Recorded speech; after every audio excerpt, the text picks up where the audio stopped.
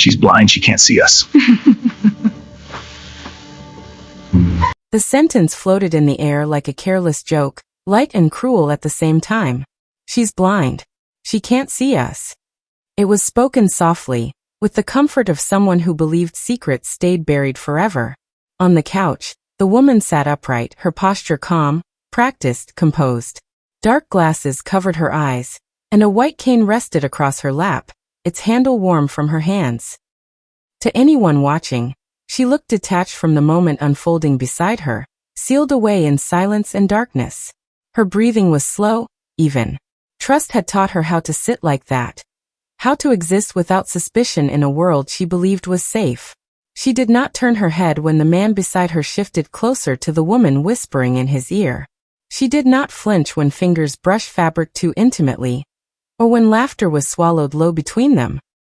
She had learned long ago that sound told stories faster than sight ever could, and right now, the room was telling one she was not ready to interrupt. The man leaned back into the couch cushion, confidence heavy in his shoulders. He wore comfort like a second skin, the confidence of someone who believed control was permanent. The woman beside him leaned in closer, her voice barely more than breath against his ear. Her lips curled with excitement. This was not their first secret. It was simply the boldest one yet. They believed blindness meant absence. They believed darkness erased awareness.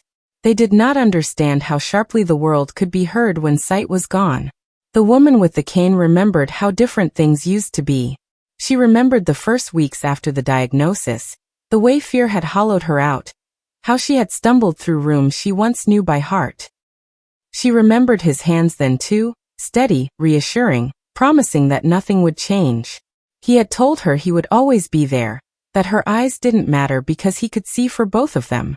She had believed him because believing him was easier than imagining a life without that promise.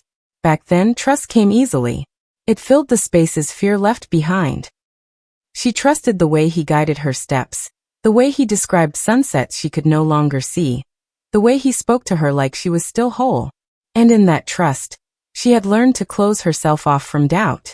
But trust listens. Trust remembers.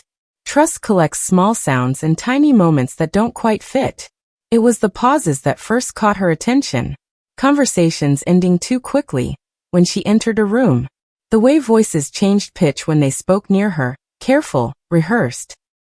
The way his phone was always silent now, always face down. She had never accused him.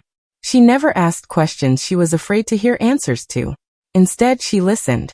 And tonight, she listened to the quiet audacity of betrayal unfolding inches away from her. The woman leaning into him shifted again, fabric brushing against fabric. The couch dipped with their shared weight.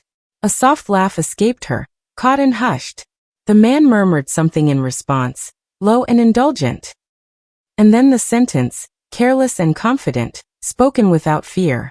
She's blind. She can't see us. The woman with the cane tightened her fingers around the handle. She did not react. She did not speak. She did not turn. Silence had become her shield long before it became their false sense of security. She remembered another time when silence had saved her. Years ago, before the darkness, before the cane, before the careful steps. She remembered being underestimated then too, written off, overlooked, dismissed because people thought she lacked something. She had learned early that people revealed more of themselves when they believed they were unseen. The room smelled faintly of perfume she didn't recognize. That alone told her enough. Her husband had always preferred unscented spaces, soft and familiar. This new sharpness in the air felt like a trespass. The woman whispering beside him shifted closer again. Her voice dropped, intimate and conspiratorial. There was excitement there, not guilt. Not fear. Just thrill.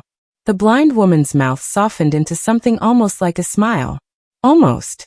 If they believed her blindness was weakness, then they had misunderstood her entirely. She waited until the whispers faded. Until the girl leaned back and the couch stilled again.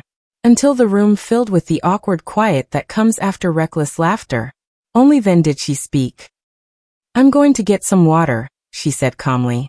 Both of them stiffened. The man recovered first, his voice quick, too quick.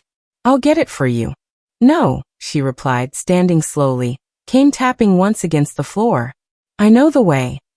She did not need guidance. She knew the room better than either of them ever would. Every step was measured, confident.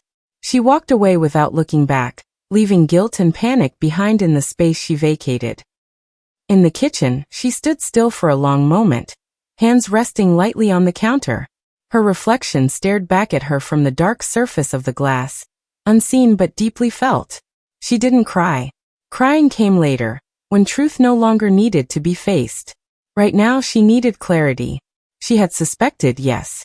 But hearing it spoken aloud shifted something inside her. It sharpened her resolve. Tonight was not about confrontation. Not yet. Because there were cameras. Not the kind they expected. Not the glaring obvious kind meant to scare intruders away. These were quiet, installed long ago for her safety, at his insistence. He had wanted her protected, watched over, reassured. He had wanted there to be accountability in every corner of the home. He had forgotten about them. Or maybe he thought her blindness meant she had forgotten too. She smiled to herself then, small and knowing. When she returned to the living room, the energy had changed completely. The woman beside him sat rigid now, eyes flicking from door to door, from corner to corner. The man avoided her face, suddenly attentive, suddenly gentle. The performance was laid on thick, almost insulting. "Everything okay?" he asked. "Yes," she replied softly as she took her seat again. "Perfect." The word landed heavier than anyone realized. The rest of the evening passed like a poorly acted play. Forced laughter. Over-explained movements. A tension that never fully dissolved. When the woman eventually left, her goodbye rushed and awkward. The door closing behind her with a quiet finality, the house seemed to sigh. That night, after the lights were off and breathing beside her turned slow and careless, the blind woman lay staring into darkness that no longer intimidated her. She listened to the rhythm of his sleep, the trust in it, the belief that nothing had changed. Everything had changed. The next morning arrived with deceptive normalcy. Coffee brewed. Footsteps echoed. Casual conversation floated through the house like nothing was wrong. But beneath it all, something irreversible had shifted. Later that day, alone in the house, she sat at her computer, fingers moving confidently across the keyboard. Assistive software spoke softly in her ear, as files loaded one by one. Timestamps. Audio feeds. Clear unfiltered truth. She listened to laughter that wasn't meant for her. To whispers meant to stay hidden. To the sentence again, careless and cruel. "She's blind. She can't see us." She let it play through all of it. Not once. Twice. Again. By the time she closed the file, her decision was complete. When he came home that evening, she was waiting for him in the living room. Calm. Prepared. Centered. The cane rested beside her, not in her hands. "We need to talk," she said. He hesitated. That alone told her everything she needed to know. She did not raise her voice. She did not accuse. She simply pressed a button. The room filled with sound. Whispers. Laughter. A sentence that once felt safe leaving his mouth now rang sharp and undeniable in the open space. He froze. She let the recording finish before speaking again. "You were right," she said quietly. "I can't see." Silence stretched thick between them. "But I hear. I remember. And I never stopped noticing." He tried to explain. Apologize. Rationalize. Words tumbled over one another in desperate clumps. She listened, not because she needed to, but because she wanted him to understand how hollow they sounded. When he was finished, she picked up her cane and stood. "This house was built on trust," she said. "You broke it in a place you thought I couldn't reach." She turned and walked away from him without hesitation, step steady, unafraid. Darkness did not scare her anymore. Lies did. Behind her, the couch sat empty. The space where secrets once lived felt suddenly exposed, stripped of all the comfort deception used to wear. And for the first time in a long while, the woman who could not see felt everything more clearly than ever before.